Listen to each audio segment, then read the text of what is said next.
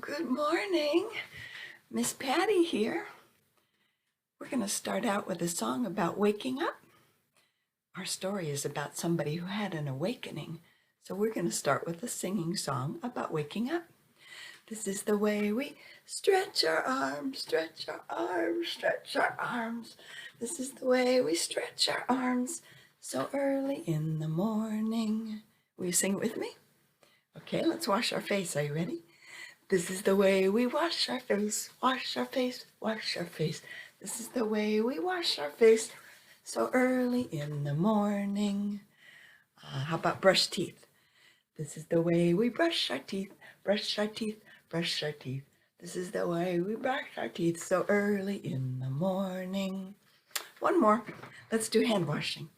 This is the way we wash our hands, wash our hands, wash our hands. This is the way we wash our hands so early in the morning. Okay, our story today is a complicated one. It's so complicated that I'm going to use the book to help me tell it. And I might even tell it 2 times, once with the flannel board and once with puppets. So let's see how it goes. I'm going to move over so you can see the flannel board. The Bible tells us that many people loved Jesus, but one man, whose name was Paul, didn't love Jesus. Paul didn't want anyone to love Jesus. In fact, he hated the people who loved Jesus so much that he put them in jail. Paul heard that in a city named Damascus, many people loved Jesus, and they were telling others about him. Paul wanted to stop the people from talking about Jesus. "If I find the people in Damascus who love Jesus," said Paul, "I'll put them in jail too." So Paul and his helpers started out on a long trip to Damascus. Remember, they had to walk. Usually that's how they got around back then, so they had a long ways to walk. Finally, when they were getting near to Damascus, suddenly there was a very bright light. It was so bright. If I was by that, it would make me squint. It's so bright.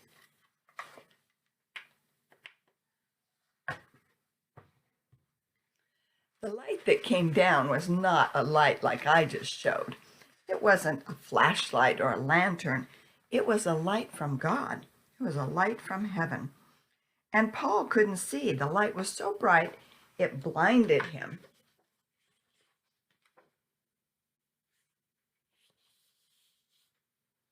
He was so surprised that he fell down, and then he heard a voice. "Paul, why are you trying to hurt me?" Paul said, "Who are you, Lord?" The voice said, "I am Jesus, the one you are trying to hurt. Now get up and go into the city. You'll find out what to do there." Well, Paul got up from the ground, but he was blinded. He couldn't see. That light had blinded him. Because he couldn't see, Paul's friends had to lead him into the city, but he was ready to obey. So for 3 days, 1, 2, 3 days, he didn't eat anything, he didn't drink anything, he just prayed. Meanwhile, there was somebody else in the city that was praying too. This person was a friend and believer in Jesus. His name was Ananias, and he was praying in a different part of the city. His name was Ananias, and he lived in Damascus, and he was one of the people who lived there and loved Jesus very much. While Ananias was praying, Jesus said to him, "I want you to go and pray for a man. Paul is his name." Ananias said, "But this man is hurting your friends." Jesus said, "Yes, but I have chosen him to tell many people about me. Now go to him." Well, do you think Ananias did? when Jesus told him in a prayer what to do? You bet he did. So he was a little bit afraid.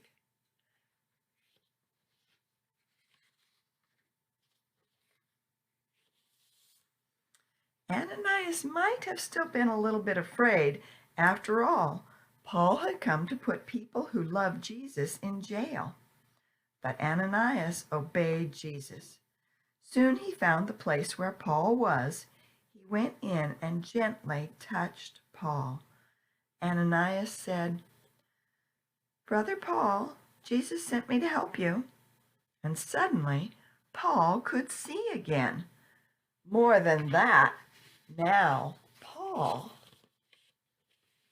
loved Jesus. Paul began to tell people all over the city that Jesus is God's Son. God showed his love to Paul by helping Paul believe in Jesus and by sending Ananias to pray for Paul. God loves us too. The Bible says God's love for us is great. Can you say that with me? God's love for us is great. One more time. God's love for us is great. That's right. And that's the story the way it's told in our lesson. Okay, because this is a complicated story, I want to read it to you right out of the Bible. Remember, I've shown you this Bible before. This is just the New Testament. It's still a big book because the words in it are big so that I can read it easily. And I like the story of Paul so much, and our story took out some of the details, and I thought you might like to hear those. But because I already told it to you once with the flannel board, I thought this time we'd do it puppets. Okay? Here we go. I'm going to read it to you right out of the New Testament. This is in the book of Acts. Remember, the Acts of the Apostles is when after Jesus died, and they were out doing their great commission, doing the work he told them to do, which was tell everybody the good news about Jesus. So, we are in Acts chapter 9, starting with verse 1.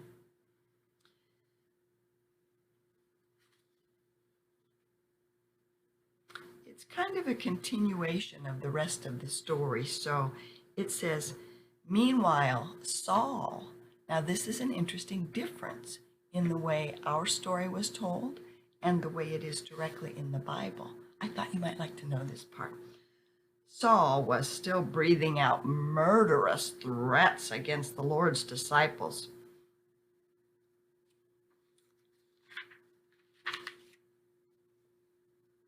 He went to the high priest and asked for letters to the synagogues in Damascus, so that if he found any there who belonged to the way, that means following Jesus, whether men or women, he could take them as prisoners in Jerusalem. As he neared Damascus on his journey, suddenly a light from heaven flashed around him, and he fell on the ground.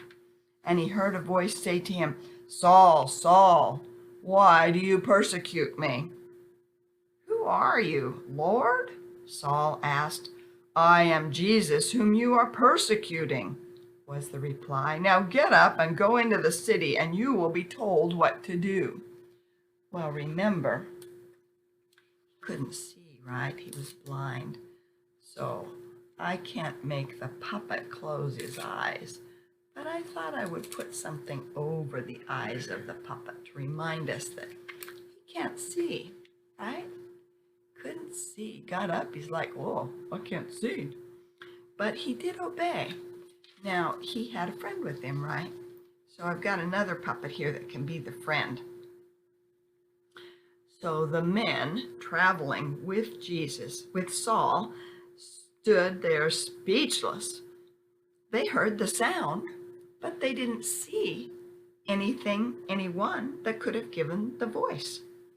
Saul got up from the ground, but when he opened his eyes, he could see nothing. So his friends led him by the hand into Damascus. And for 3 days he was blind. He didn't eat, and he didn't drink anything. In Damascus, there was a disciple named, do you remember his name? Ananias, that's right. So he's in another part of Damascus. The Lord called to him in a vision. Yes, Lord, he answered. The Lord told him, go to the house of Judas on Straight Street and ask for a man from Tarsus named Saul, for he is praying. In a vision, he has seen a man named Ananias come and place his hands on him to restore his sight. Lord, Ananias answered, I've heard many reports about this man and all the harm he has done to your saints in Jerusalem. And he's come here with authority from the chief priest to arrest us, all who call on your name. But the Lord said to Ananias, go, this man is my chosen instrument to carry my name before the Gentiles and their kings, and before the people of Israel. I will show him how much he must suffer for my name. Well, Ananias went to the house and he entered it. Placing his hands on Saul's eyes, he said, Brother Saul, the Lord Jesus, who appeared to you on the road as you were coming here, has sent me so that you may see again and be filled with the Holy Spirit. Immediately, something like scales fell off of Saul's eyes, and he could see again. He got up and he was baptized, and after taking some food, he regained his strength. And later, he became called Paul, and he was a great believer. He became one of the great teachers about Jesus.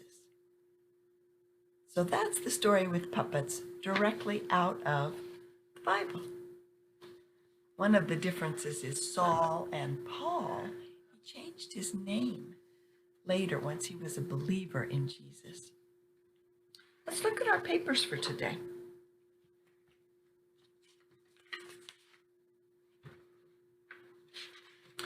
I think this one is kind of complicated. Here's the stickers. And here's the page. And it wants us to put 4 things in a row. So I can tell right here, what sticker do I have to put there? Yeah, it's got to be one of the donkeys or the mules. That's an easy one because I can see right there an empty space. And that's where that guy goes. But if I look on this row, I don't see 4 things in a row. I don't see how I could do 4 things in a row there because there's not 3 of anything.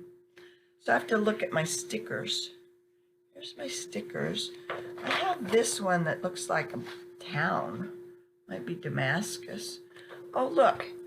There's 1, 2, 3, and a blank. So this time my row is going to go down. So there's my place for this sticker right here. Okay, now I see that the rows can go all kinds of directions. I have to look for one that has 2 people. Maybe it's Saul and Ananias. Here's 1, 2, 3. Ah, there's my blank space for Saul, and maybe it's Ananias. Okay, I have 1 blank space left. If I did it right, then this sticker is going to be number 4 in a row. Let's see. I put it here. Oh, yep. 1, 2, 3. There we go. 1, 2, 3, 4. So I'll put my sticker right there. That's a little bit of a tricky one because the rows are not always going across. Do you remember the words? God's love for us is great. On the other side, it wants us to look at the pictures and see how are people showing God's love is great. Here's the people they want us to look for. It's hard for me to do backwards. So right up here, these are the pictures of the people we're supposed to be looking for. Here's one right here. He's got on a hat. And look here, what's he doing? What do you think that man with the hat is doing? It looks to me like he could be a police officer, and maybe he's helping that little boy get to his mama. Maybe the little boy got lost. That would be a way that people are helping. They're showing God's love. What about over on this side? What about right here? What's happening right here? That's something where a kid is helping another kid, huh? Looks like this kid on the ground fell down, and the other kid is helping him up. Right up above that, it looks to me like there's some kind of a picnic. And maybe the dad is putting out the picnic. It looks like the mom's maybe going to give the little boy something to drink. And I see a little girl throwing a ball for a dog. Do you see that? Let's see what's on the other part of the page. Oh, yeah. Have you ever been pushed in a swing? Does that feel good? It looks like he's showing God's love by pushing the little boy in the swing. And down here, there's somebody who's planting trees. Lots of ways that we can show love to each other. God's love for us is great. So that's our page. Here's a family sheet. God's love for us is great. Who's this guy? Do you remember? We could call him Saul, or we could call him Paul.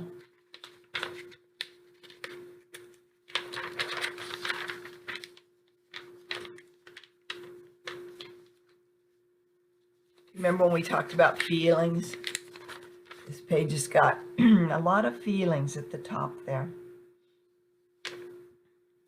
It says, I'm going to turn on the light so I think maybe you can see this better. Let's see if this helps or not. Oh no, that's too bright.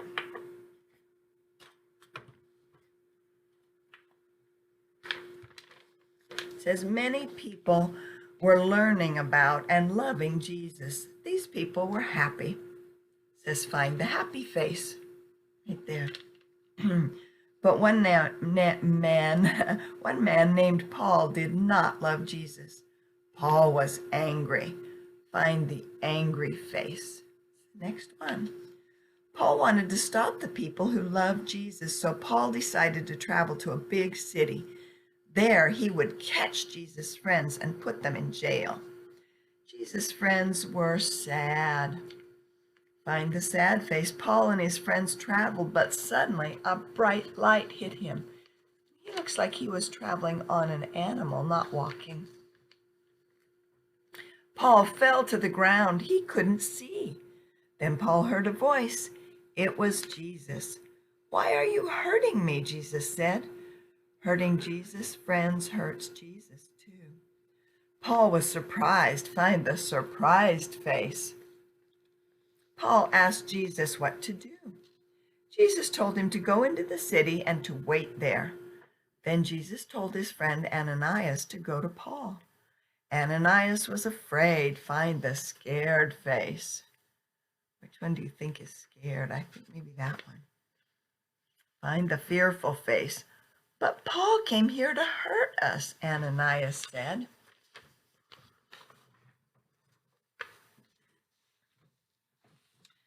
Jesus told Ananias that it would be all right. So Ananias obeyed. He prayed for Paul. Then Paul could see again. Now Paul loved Jesus and was very happy.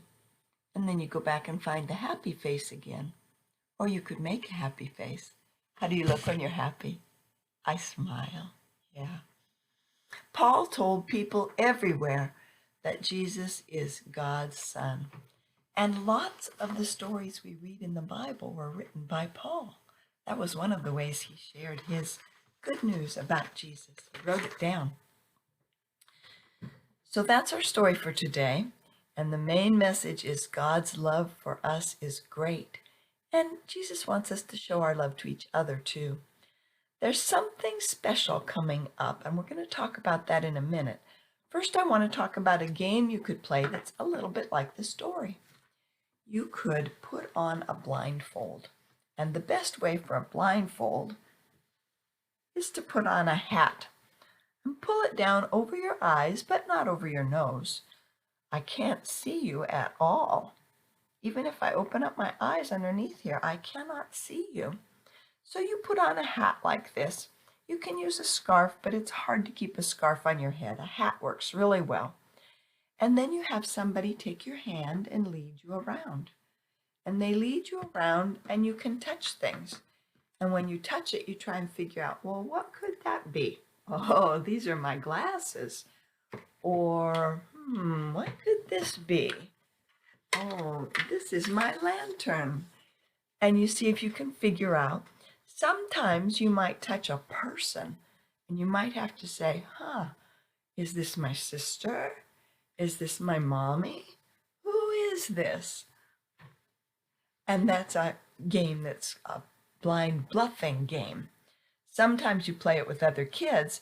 They have to stay kind of close to you and they make animal sounds. It's called blind man's bluff. And the kids go, moo, or hee-haw, hee-haw, different animal sounds when you touch them. So you're in the blind and you reach out, and when you touch somebody, everybody has to stop moving. You touch them, they make an animal sound, and you have to guess not what animal it is, but what kid it is. So that's a fun game about not being able to see. And it's a good one that goes with our story. But there's something else coming up this week that I want to tell you about. It's not this Sunday, it's next Sunday. But you can spend all week getting ready for it. And it's called Mother's Day. Mother's Day is a time when we really think about how much our moms do for us. And sometimes we think about our grandmas or our aunties. Anybody who takes care of you. Oh, there goes my clock. It always goes off while we're telling the stories, doesn't it? It'll be done in a minute.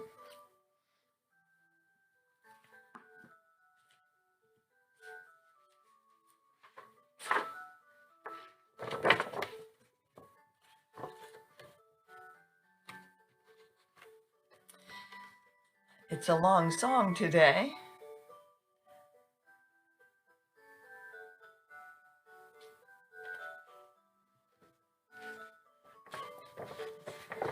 So sometimes you make things for your moms.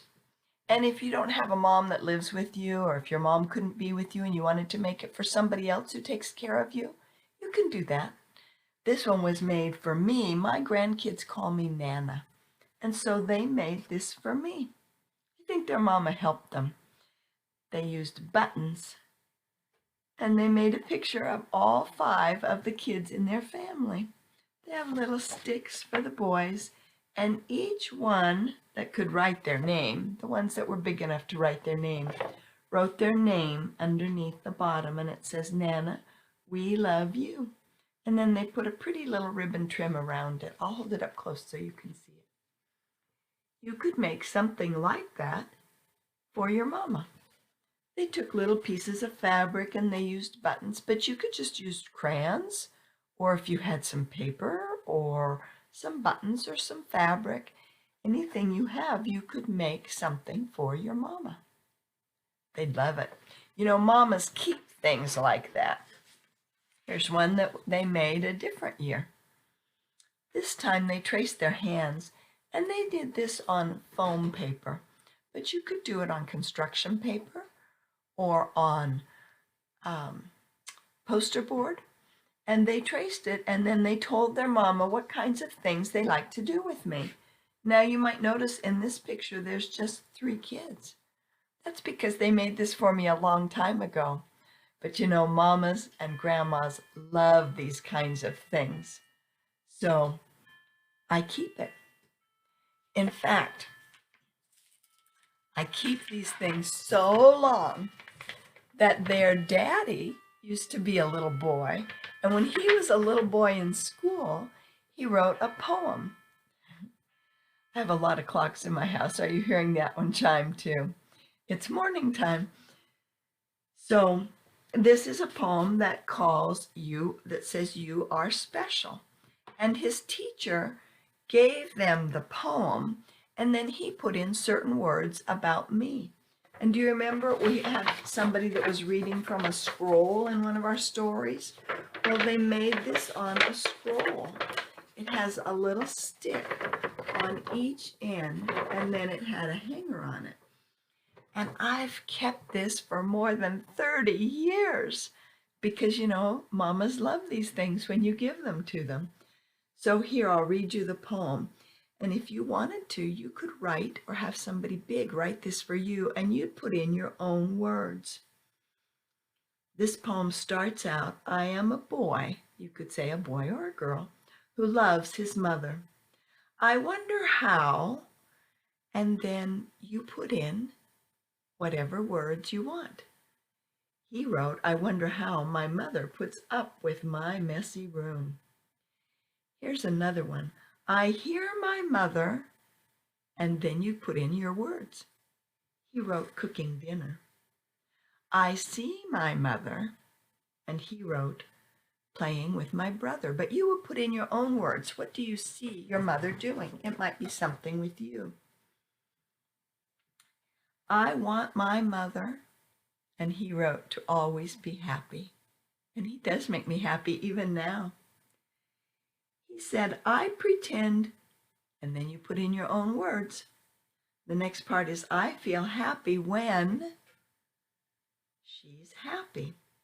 I touch her heart when I worry that my mother, I cry for her when I am a boy who loves his mother.